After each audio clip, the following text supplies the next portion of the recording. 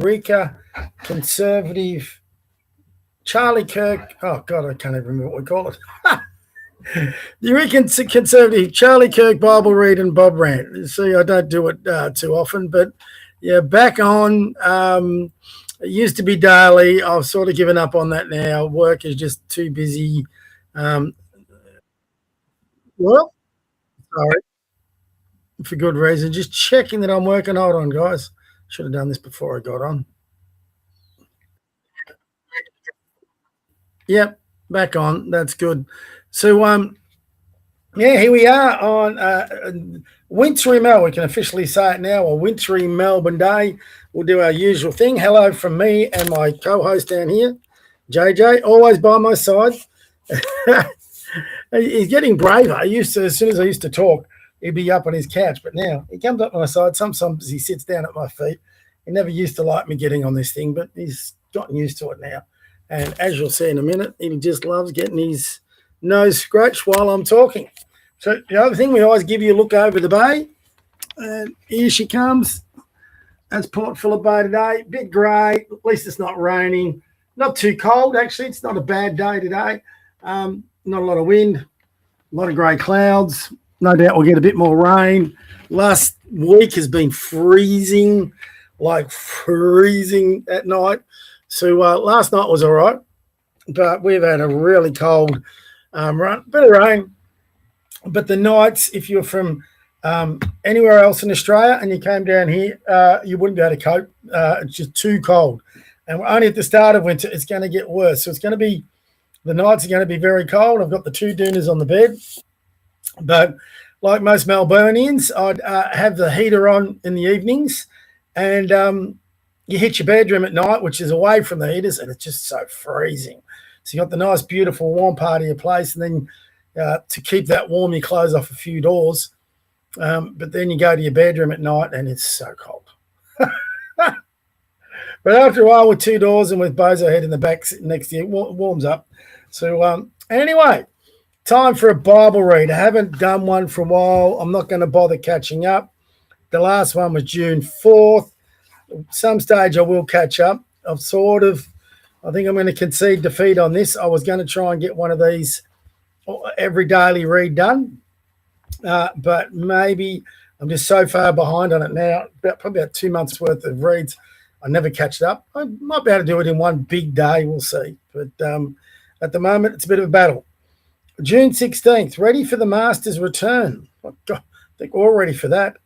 Luke 12, 35, 48. Peter didn't understand Jesus' parable about being ready for the Son of Man's return. Jesus teaches that the more God gives, the more is expected from us. Be ready for whatever comes. Dress for action and with your lamps lit. Like servants who are waiting for their master to come back from a wedding feast. Oh, I've got that all wrong. I'll try that again. Be ready for whatever comes. Dress for action and with your lamps lit. Like servants who are waiting for their master to come back from a wedding feast. When he comes and knocks, they will open the door for him at once. How happy are those servants whose master finds them awake and ready when he returns? I tell you, he will take off his coat, ask them to sit down, and he will wait on them. How happy they are if he finds them ready, even if he should come at midnight or even later. And you can be sure that if the owner of the house knew the time when the thief would come, he would not let the thief break into his house. And you too must be ready, because the Son of Man will come at an hour when you are not expecting him. Peter said, Lord, does this parable apply to us, or do you mean it for everyone? The Lord answered, who then is the faithful and wise servant? He is the one that his master will put in charge to run the household and give the other servants, their share of the household. Share of the food at the proper time. Oh my God, I'm not having a good day here. How happy that servant is if his master finds him doing this when he comes home. Indeed, I tell you, the master will put that servant in charge of all his property. But if that servant says to himself that his master is taking a long time to come back, and if he begins to beat the other servants, both the men and the women, and eats and drinks and gets drunk, then the master will come back one day when the servant does not expect him and at a time he does not know. the master will cut him in pieces and make him share the fate of the disobedient. Can't do that these days. The servant who knows what his master wants him to do, but does not get himself ready and do it, will be punished with a heavy whipping. But the servant who does not know what his master wants, and yet does something for which he deserves a whipping, he will be punished with a light whipping. Much is required from the person to whom much is given. Much more is required from the person to whom much more is given. Interesting. Few whippings. Few people in our society get a bit of a share of that. So, there's been a lot going on. Last Tuesday night, I think last Tuesday was the last time I did one of these. But last Tuesday night, we have our Eureka podcast, and I had Ben from Australia Talks with me, and we talked about everything. 5.5 hours, we talked about everything. I'm not too sure how many would have watched it because it went probably too long. Not many people, I wouldn't do it, would sit down for 5.5 hours and listen to a podcast unless it was something. Well, I think it was interesting, and I think Ben obviously thought it was interesting because he hung around. And we talked everything, politics, international, local, all that sort of thing. But sort of exhausted me, and then I just haven't been able to get back on, and work and all that sort of thing takes over. Excuse me for yawning. I've had a bit of a cold this last week, especially these last 2 days, and I've had to sleep it off. So even though I've had a lot of sleep, I'm finding myself yawning all the time. So forgive me if I do yawn. I think I'm just still getting over the rest of getting rid of this stupid cold. You might hear it in my voice. I've still got it a bit in my voice. So the Sunday and Monday was pretty much bedridden for me. But feeling much better today, but the voice is still a bit croaky, which kind of, if I'm being honest, always sounds a bit croaky. Anyway, so on to politics. Just a few things to rant about today. First up, the Fire the Lie campaign by Pauline Hanson. Talk about the biggest backfire in Australian politics. The only reason that was started was because the ALP started their own fundraiser to make sure they denied Hanson and One Nation government. And so One Nation just flipped it right back at them and started their own one, the Fire the Liar. And it's just hilarious to see how much it backfired on the ALP. The ALP aren't used to this. They're used to the polite liberal moderates who want to be Labor light. They've actually now, One Nation is called MAGA light in many instances, which is funny because Pauline's been around a lot longer than Trump has on the political scene. But One Nation is doing a similar job to Trump with their approach to social media. It's been quite brilliant to watch with that cartoon episode they do every week, which is hilarious, taking the mickey out of everyone. And then they did this Fire the Lie campaign and raised $4 million. The ALP won't tell us how much they've raised because they're obviously embarrassed by it that they've been beaten so badly. And that's something, for example, that Liberals would never have done, you know. But I'm just loving the foray into social media and the tit for tat and the aggression of One Nation against anything the ALP put up. I don't think the ALP yet understand what sort of beast they've unleashed with their budget, their broken promises, and everything else. But yeah, people are going to rally around this, and hopefully One Nation can keep doing what they're doing, because I'm actually finding it as entertaining as Trump's social media jibe. So it could be very interesting for the next 2 years. But $4 million in the space of 3 days. No one predicted that. And it's funny watching all the ALP ministers and MPs getting on. Oh, did she raise it? Well, as Pauline said, if she's running a Fire the Lie campaign and then she's lying about what money she raises, it's going to backfire on her spectacularly. So she did an audit. She got it all checked, was there for everyone to see, and the ALP is still complaining.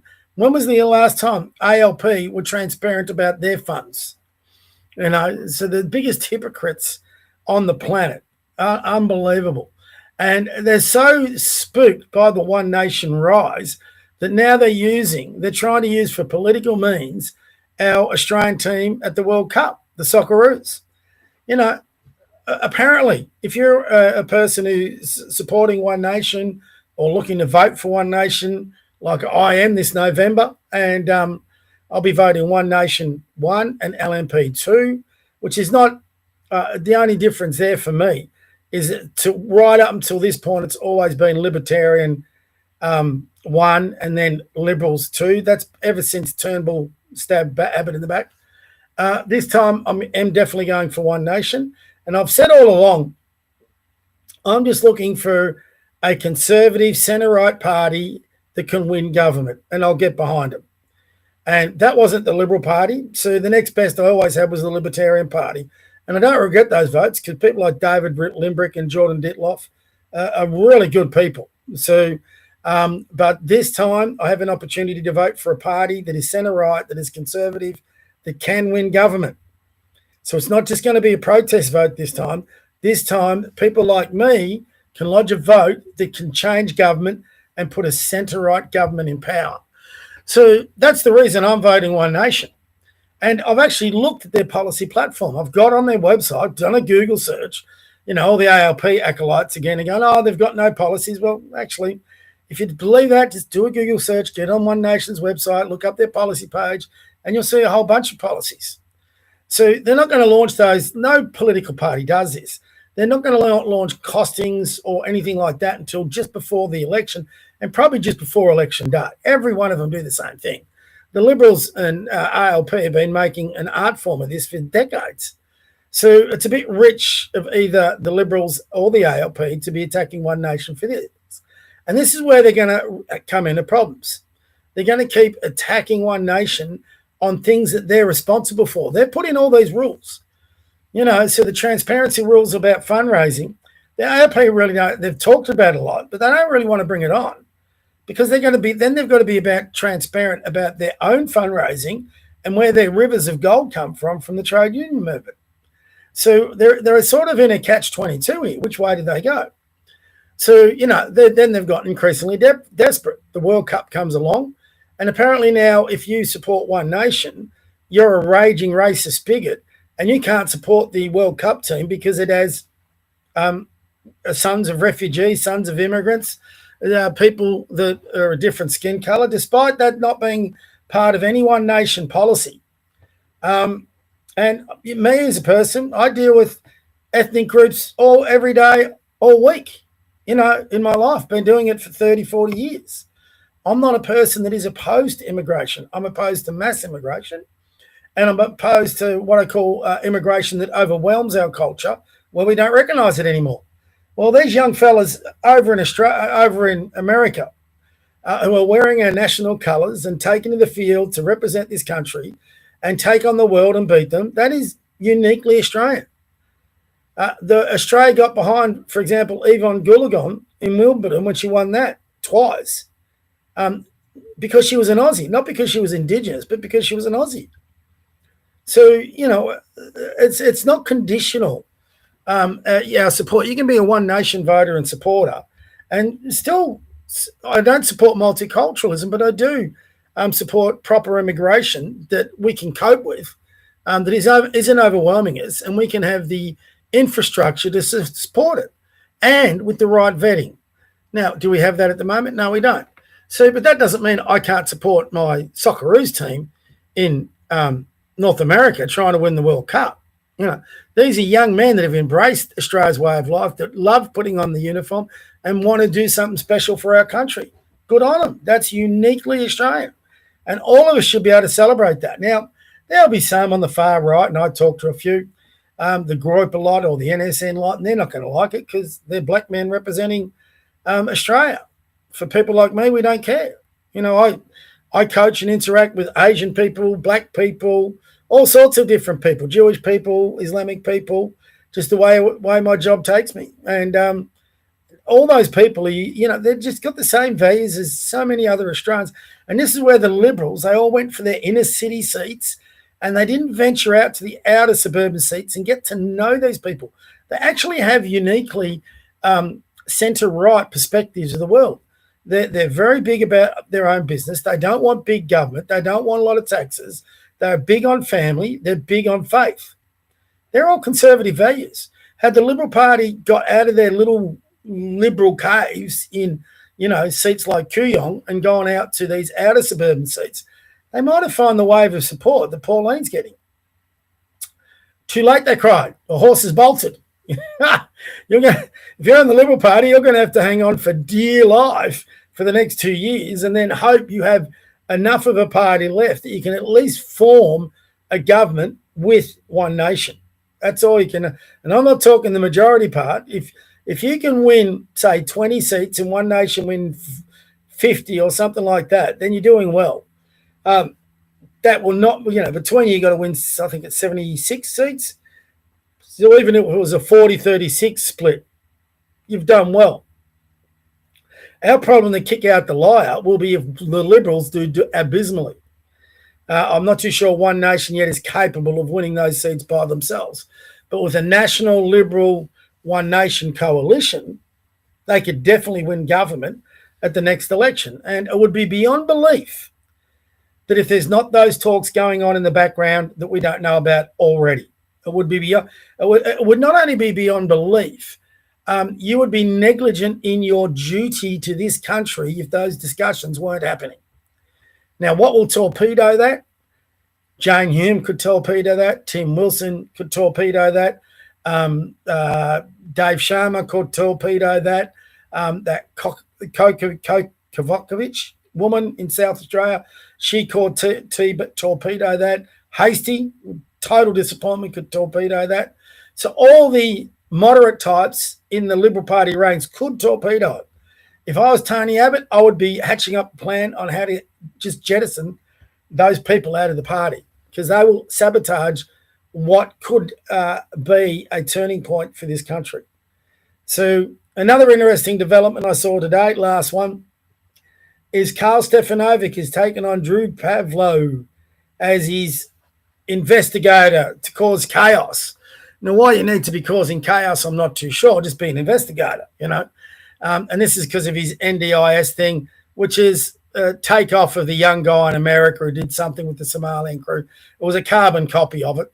Can't remember the young guy's name. He opened up the rorting in America and did some real investigating. I'll just see if I can find it because he deserves Minnesota rorts. Sorry, bear with me, guys. Uncovered. Just doing my little Google search by, this should bring it up. So Minnesota rorts uncovered by Nick Shirley. That's who it was. Even before I get, don't you hate that? The words on the end of your mouth. So anyway, Nick Shirley was the guy in America, and he uncovered the rorts with the Sudanese in Minnesota. And Drew pretty much carbon copied that. Fair enough. He got into the NDIS. And, yeah, there needs to be rorts exposed on that. I'm not too sure Drew was doing that for the rorts or he's doing that for the clicks. I think he said, well, this guy's got a lot of clicks out of this. I'll do it. So the one thing I've hated on social media is what I call a grifter. I hope I'm never that, and I hope if anybody follows me out there, they will call me out for it. But there are the grifters out there, and I would put Drew on there. Something about him just doesn't sit well with me. This is a guy that voted ALP at the last election, and in his own words, in an interview with Avi Yemeni and Rukshan, said he voted ALP because he wanted to get on the inside of the ALP and make changes. Talk about being totally naive. The ALP lot would seem a mile away. But he voted ALP, and now he's bitching about the ALP. Well, you can't have your cake and eat it too. I mean, own up to you're the problem. People like you are the problem. That you don't have enough intelligence to understand. So he's had 3 years of elbow in his ALP mob, and his choice was to vote for them again.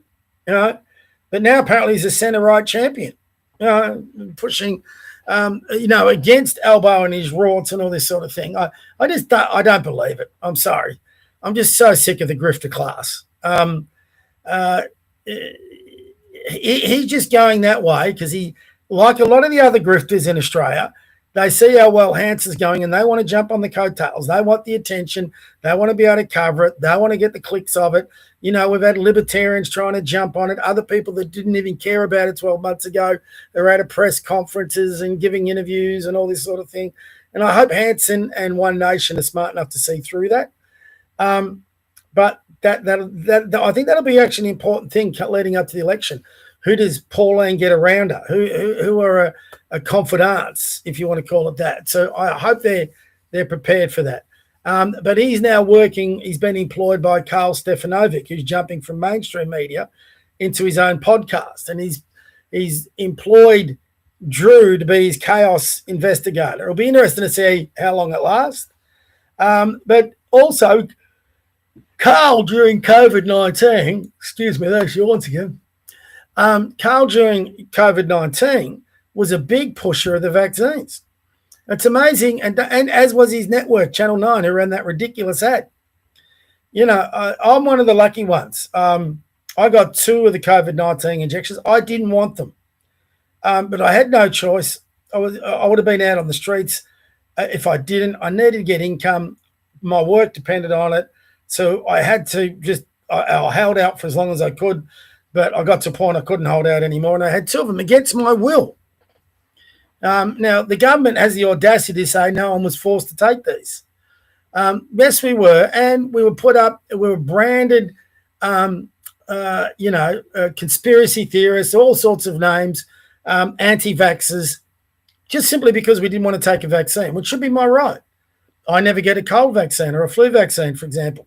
I've got the cold and flu, but I've never had any major issues with it. So people call me stupid or an anti-vaxxer. I don't really care. But, you know, what I do care is when a person who did say that, Karl Stefanovic, who really did promote the vaccines, now all of a sudden has an epiphany and he was wrong and he should never have done it. You know, I just call bullshit. Sorry, Karl. Sorry, Drew. I think you're both full of shit. I think you both see where the clicks lie for you, and it's on the centre right. So now you need to suck up to the centre right, even though you abandoned the centre right through COVID and at the last election. So I think people out there have got to be very careful on who they follow and what they do.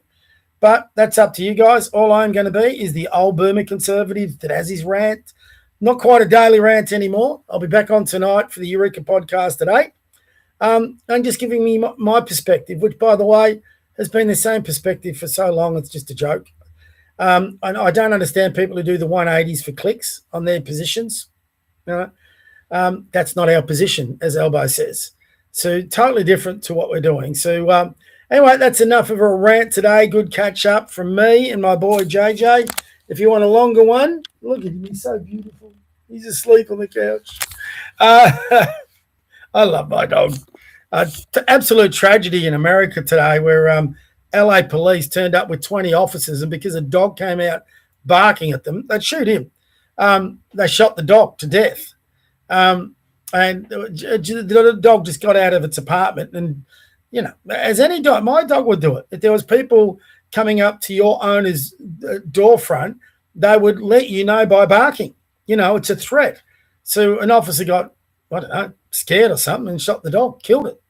I hope the owner of that dog sues the police department to hell and back. You know, surely they had better means than shooting a dog dead, but you would have seen that on social media. Anyway, from me, from my boy JJ at the background, God bless you, God bless your kids, God bless your grandkids, God bless this country, and let's get it back on track as soon as we can. I get it. I'm growing more confident by the day. We're getting closer to that day. Certainly here in Victoria, I think finally the Andrews-Allen government, unless the Liberals screw it up again, they're on their knees at the moment. They're on their knees and they know they're going. So the sooner we can get to that election, the better. Jess Wilson just needs to keep a stupid moderates in place.